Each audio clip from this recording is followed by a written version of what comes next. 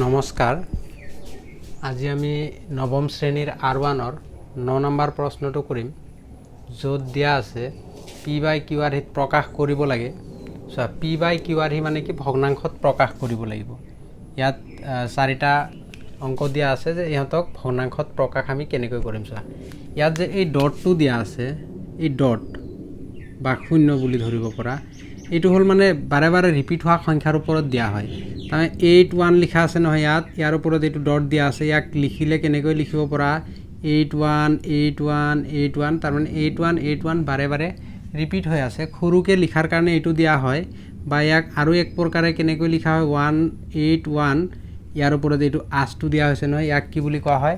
বাৰ বুলি কোৱা হয় তো বাৰে বাৰে ৰিপিট হোৱাৰ কাৰণে বাৰ দিয়া হয় সো এতিয়া আমি এই অংকসমূহ কেনেকৈ আমি দুটা ভাগত লিখিম তো এক নাম্বাৰটো যদি কৰো কি দিয়া আছে আমাক 0.81 8 ৰ ওপৰতো পইণ্ট দিয়া আছে 1 ৰ ওপৰতো পইণ্ট দিয়া আছে এতিয়া প্ৰথমতে ইয়াক ধৰি লম ধৰা হল x ইকুৱেল ইয়াক কি বুলি ধৰিছো x 0.81 তো দুটাৰ ওপৰতে পইণ্ট দিয়া আছে তাৰ মানে দুটাই ৰিপিট হ'ব এটো এনেকুৱাকে লিখিব পৰা 8181818181 ৰিপিট হৈ আছে তো ইয়াক নাম্বাৰিং কৰিলো এক নাম্বাৰ দিলো ইয়াক এক নাম্বাৰ দিলো তাৰ পিছত আকৌ কি কৰিম সা কেটা সংখ্যা ৰিপিট হৈ আছে বা কেটাৰ ওপৰত ফুট দিয়া আছে দুটাৰ ওপৰত এক দি তাৰ পিছত দুটাৰ ওপৰত যদি ফুট দিয়া থাকে দুটা 0 মানে দুটা এটো 0 বুলিও ভাবিব পৰা যে দুটা 0 এটাৰ ওপৰত দিয়া থাকিলে এটা তিনটাৰ ওপৰত দিয়া থাকিলে তিনিটা তো ইয়াত এটা কিমান পালো 100 পালো এই 100 টো ওপৰৰ সমীকৰণৰ লগত ইফালেও পূৰণ কৰিম এতিয়া যদি 100 ইয়াত পূৰণ কৰো সা 100 * x ইকুৱেল ইফালেও কি কৰিম 818181 ... ইফালেও কি কৰিম 100 পূৰণ কৰিম 100 পূৰণ কৰিম তাই ওপৰৰ সমীকৰণটোৰ লগতে 100 পূৰণ কৰিলে কিয় 100 পূৰণ কৰিলো ইয়াত দুটা ডট দিয়া আছে একৰ লগত দুটা 0 দিম বুজি পাইছা দুটা সংখ্যা ৰিপিট হলে দুটা 0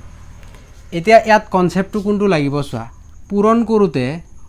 সংখ্যাটো ডাঙৰ হয় নে সৰু হয় তো পূৰণ কৰোতে obviously সংখ্যাটো কি হ'ব ডাঙৰ হ'ব তো হৰণ কৰোতে কি হয় সৰু হয় পূৰণ কৰোতে ডাঙৰ হয় আৰু হৰণ কৰোতে কি হয় সৰু হয় তাই সৰু হলে পইণ্টটো কোন ফালে যাব যদি ডাঙৰ হয় পইণ্টটো কোন ফালে যাব হেতু চাব লাগিব সা পূৰণ কৰোতে পইণ্টটো খদাই কোন ফালে যাব খু ফালে গলে কি হয় এনেকুৱাকে মনত ৰাখিব পৰা খু ফালে মানে শক্তিটো বেছি পোৱা পজিটিভ তো সেই কাৰণে ডাঙৰ হোৱাৰ কাৰণে কোন ফালে যাব খু ফালে যাব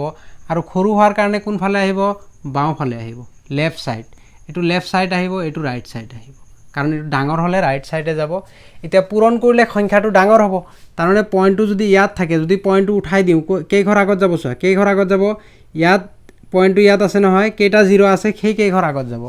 ইয়াত দুটা 0 আছে কেই ঘৰ আগত যাব দুই ঘৰ 1 2 তাৰ মানে পইণ্টটো ইয়াত আহিব তো পূৰণ কৰোতে খদাই পইণ্টটো কোন ফালে যাব ৰাইট সাইডে যাব এটো তোমাৰ ৰাইট সাইড এটো ৰাইট এটো লেফট এটো খু ফাল এটো বাও ফাল খু ফালে যাব খদাই কি হ'ব পূৰণ কৰোতে খু ফালে যাব এটো মনত ৰাখিবা ইয়াত মই এটো লিখিয়ে দিছো ৰাইট সাইডে যাব পইণ্টটো পূৰণ যেহেতু পূৰণ হৈ আছে কি হ'ব ৰাইট সাইডে যাব কেই ঘৰ আগত যাব 0 কেটা আছে সেই হিচাপে যাব এতিয়া চোৱা 100 ৰ লগত যদি x পূৰণ কৰা কি পাবা 100x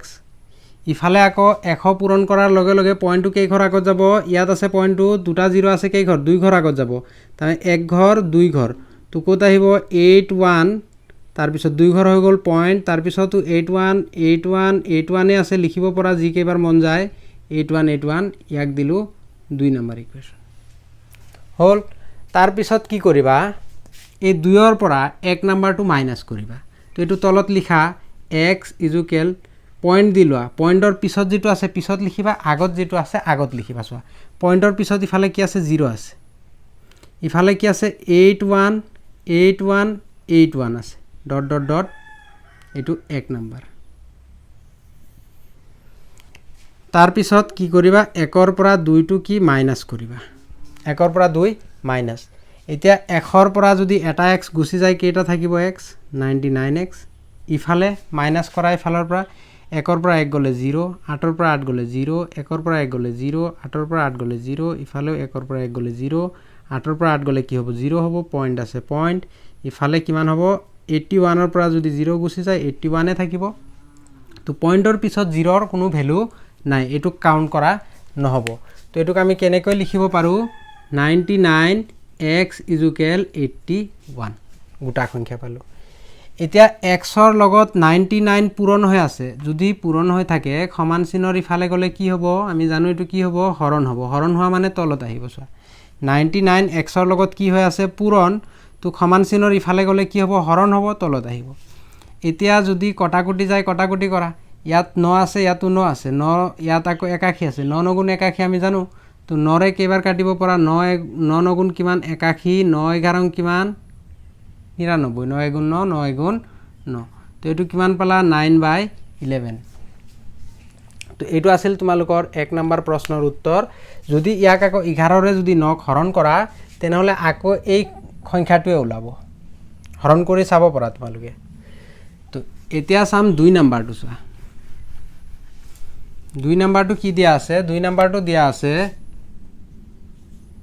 0.188ৰ ওপৰত ফুট দিয়া আছে।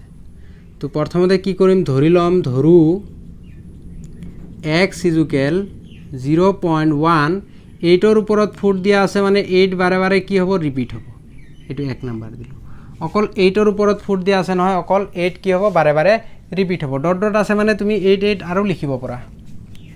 তাৰপিছত কি কৰিম, কিমান পূৰণ কৰিম, এতিয়া চোৱা কিমান পূৰণ কৰিম, এটা ফুট দিয়া আছে, 1ৰ লগত কেইটা 0 দিম, এটা 0 দিম, আৰু ওপৰটোৰ লগত ইফালেও পূৰণ কৰিম ইফালেও পূৰণ কৰিম। তো ইফালে পূৰণ কৰা xৰ লগত আৰু 0.1888 ডট ডট ডট ইফালেও কি পূৰণ কৰিবা 10 পূৰণ কৰিবা, কাৰণ এটা ফুট আছে 1ৰ লগত এটা 0। তো এতিয়া পূৰণ কৰা 10 আৰু x পূৰণ কৰিলে কিমান পাবা 10x পাবা। ইফালে আকৌ পূৰণ হৈ আছে নহয়, পইণ্টটো কেইঘৰ আগত যাব, এতিয়া চোৱা কেইঘৰ আগত যাব, ৰাইট চাইডে যাব পইণ্টটো, কাৰণ পূৰণ হৈ আছে। তো এটা 0 আছে কেইঘৰ আগত যাব, 1 ঘৰ আগত যাব, 1 ঘৰ আগত মানে ইয়াত আহি যাব পইণ্টটো, ইয়াত আছে ইয়াৰ পৰা 1 ঘৰ আগত গুচি যাব। তো 1.8888 যি মন যায় যিমান মন যায় এইটো লিখিব পৰা, 888 লিখিব পৰা। এইটো কেই নম্বৰ দিবা 2 নম্বৰ। তো এতিয়া কি কৰিবা, আগৰটোৰ দৰে 1 নম্বৰটো যেনেকৈ কৰিছা 2ৰ পৰা 1টো মাইনাছ কৰা, এইটো মাইনাছ কৰি দিয়া, তো পইণ্ট দি দিয়া, পইণ্টৰ পিছত যিটো আছে পিছত লিখা, আগত যিটো আছে আগত লিখা, 888। তো এতিয়া 2ৰ পৰা মাইনাছ কৰা 1, তো ইয়াত কিমান থাকিব 10টা xৰ পৰা যদি এটা x গুচি যায় কিমান থাকিব 9টা x থাকিব, ইফালে কিমান থাকিব 0 0 0, এইটো 0 হ'ব, 8ৰ পৰা 1 গ'লে কিমান হ'ব 7 হ'ব, ইফালে আকৌ পইণ্ট আছে পইণ্ট, ইফালে কিমান 1। তো পইণ্টৰ পিছত 0 কাউণ্ট কৰা নহয়, 0ৰ ভেলু নাই, তো 0টো নধৰোঁ। এইটো কেনেকৈ লিখিম আমি এতিয়া 1.7, ইফালে কিমান 9x। তো এতিয়া যদি পইণ্ট থাকে তেনেহ'লে পইণ্টটো উঠাবৰ কাৰণে কি কৰা হয়, চোৱা কেইঘৰ আগত পইণ্ট আছে, পিছফালৰ পৰা চোৱা কেইঘৰ আগত পইণ্ট আছে, 1 ঘৰ আগত। তো তলত 0 কেইটা দিব লাগিব, পইণ্টটো উঠাই দিলে এটা 0। যদি এইটো এনেকুৱা থাকিলে হয়, তো 2 ঘৰ আগত পইণ্ট আছে নহয়, পইণ্টটো উঠাই দিলে 0 কেইটা দিম,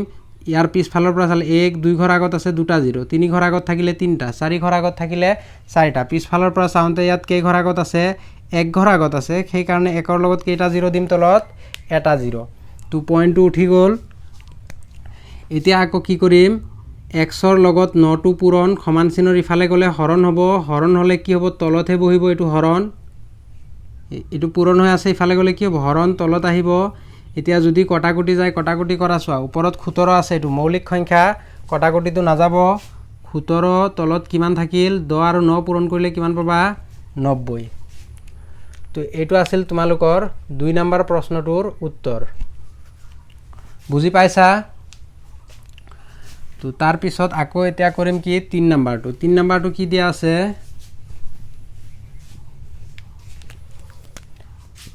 3 নম্বৰটো দিয়া আছে 2.47, 7ৰ ওপৰত পইণ্ট দিয়া আছে, 7ৰ ওপৰত কি দিয়া আছে পইণ্ট। তো ধৰো x = 2.47 7ৰ ওপৰত পইণ্ট দিয়া আছে তাৰমানে 7 7 বাঢ়ি গৈ থাকিব 7 7 এইটো কি ধৰিলো 1 নম্বৰ ধৰিলো এতিয়া আকৌ কি কৰিম কেইটা পইণ্ট আছে ওপৰত এটা তো একৰ লগত কেইটা জিৰ' দিম এটা জিৰ' ইয়াৰ লগত কোনটো পূৰণ কৰিম এই ওপৰৰ সমীকৰণটোৱে পূৰণ কৰিম x ইজুকেল ইফালেও কি কৰিম 10 পূৰণ কৰিম 7 7 7 ডট ডট ডট 10 কাৰণ ইফালে 10 পূৰণ কৰিছো ইফালেও পূৰণ কৰিব লাগিব তো এতিয়া এইটো পূৰণ কৰি কিমান পাম 10x x ৰ লগত 10 পূৰণ কৰিলে 10x ইয়াত আকৌ পইণ্টটো কোনফালে যাব পূৰণ হৈ আছে পইণ্ট ইয়াত আছে নহয় কেইটা জিৰ' আছে এটা জিৰ' এক ঘৰ আগত গুচি যাব ক'ত আহিব 2 4 এক ঘৰ আগত গ'লে ইয়াত আছে ইয়াৰ পৰা ইয়াত গুচি যাব তো 24.777 24.777 আৰু লিখিব পৰা 77 তো ইয়াক দিয়া 2 নম্বৰ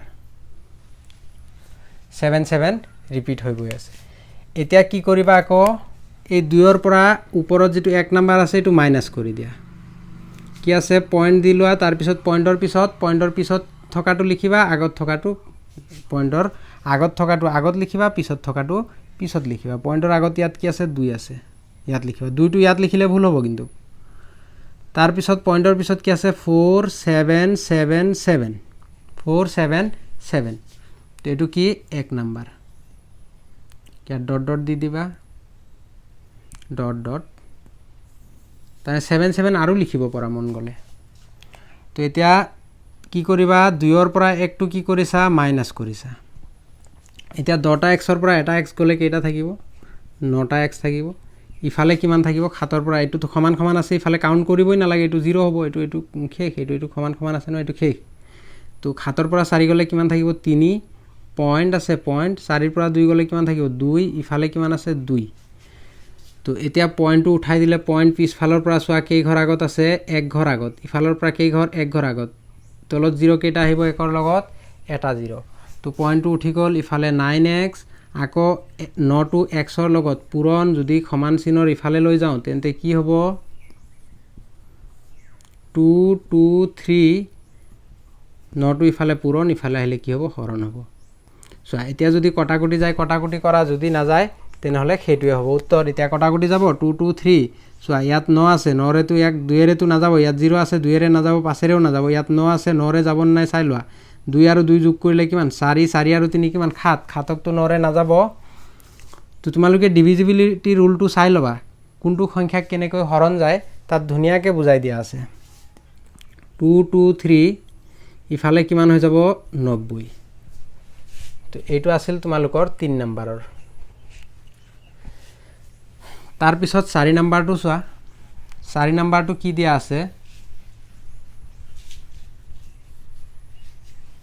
4 নম্বৰটো দিয়া আছে 2.4431 ইয়াত দুটাৰ ওপৰত ফুট দিয়া আছে তো ধৰু x ইজুকেল